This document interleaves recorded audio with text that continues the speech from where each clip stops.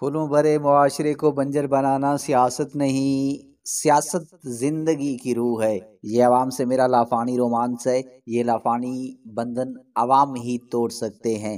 یہ ذوالفقار علی بھٹو نے جنرل ضیاء کو ایک خط میں لکھا تھا۔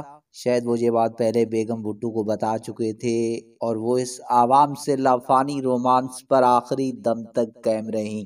نصرت خانم کے والد کا تعلق ایرانی کرد خاندان سے تھا۔ وہ کاروباری شخصیت تھے اور برطانوی دور میں کراچی میں آ کر آباد ہوئے۔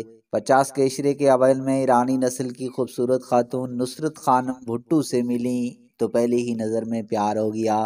دونوں کی شادی ہوئی اور یہ محبت بھٹو کی پھانسی تک اور خود نصرت کے جیتے جی قائم رہی۔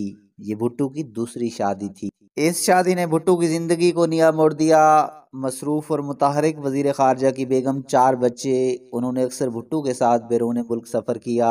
4 بچوں کی پرورش، تربیت اور تعلیم کی ذمہ داری خوش اسلوبی سے نبھائی اور شوہر کا سیاسی امور میں ساتھ دیا۔ نصرت بھٹو کا اصل امتحان تب شروع ہوا جب ضیاء الحق نے شب خون مارا۔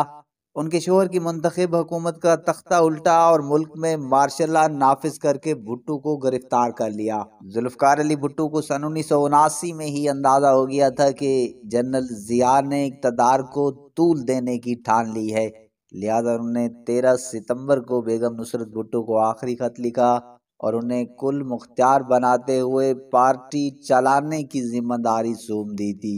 بیگم نصرت بھٹو سمجھتی تھی کہ بھٹو نے جس سیاست کو عوام سے لافانی رشتہ اور رومانس کہا تھا وہ مسلسل جد و جہد اور قربانیوں کا راستہ ہے۔ ثانی مسلسل ان کا پیچھا کرتے رہے۔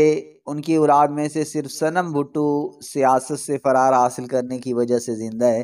شوہر کو پھانسی دی گئی، 2 بیٹے مارے گئے، بیٹی متعدد بار گرفتار ہوئی۔ بیٹی کا قتل ہوا تو وہ اس حالت میں نہیں تھی کہ کچھ سن سکیں۔ انہوں نے پاکستانی ریاست کے ہر جبر کا جرأت مندی سے مقابلہ کیا۔ شوہر کی حکومت سے برطرفی، ان کی گرفتاری، مقدمہ قتل، گھر ہوتے ہوئے بے گھر رہی، جلاوطنی، شوہر کو سزائے موت اور رات کے اندھیرے میں ان کی تدفین تک سب کچھ برداشت کیا۔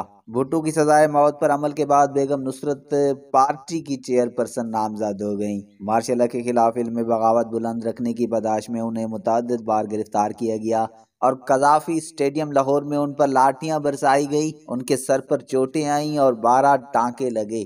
ضیاء کو خفیہ رپورٹس ملی تھی کہ صرف بھٹو خواتین ہی عوام کو سڑکوں پر لا سکتی ہے، لہذا انہیں گرفتاریوں، سفری پابندیوں اور دیگر بندشوں کے ذریعے ماں بیٹی کو باز رکھنے کی کوشش کی۔ بینظیر بھٹو نے اپنی والدہ کی ایک چھاپہ مار کارروائی کا ذکر کیا تھا کہ وہ کس طرح برقع پہن کر دادی اماں کے روپ میں ایک بچے کو ساتھ لیے چھپ کر بذریعہ ریل لاہور میں MRD کے اجلاس میں شرکت کے لیے پہنچی تھی۔ ناظرین، اس تاریخی کہانی کے بارے میں ایک کمنٹ ضرور دیجیے گا۔